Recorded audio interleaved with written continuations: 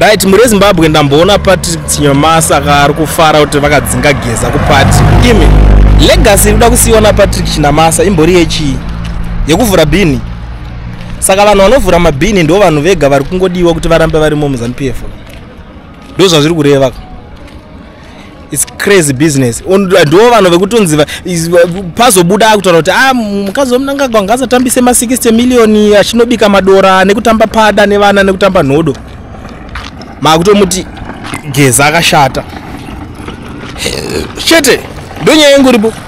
Ukabvunza kuti Geza akashatire chii?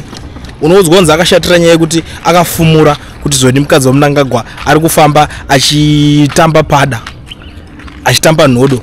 Makambona nhodo dzinoisirwa microphone nemakamera. Pachirohwa ma 60 million nekungotara kuti ingaite step down. Vana vangambotimirira. Ngamiri. Ngamiri isusu tichatoona kuti tatosapota Geza wacho chero zvakaita sei vasingade because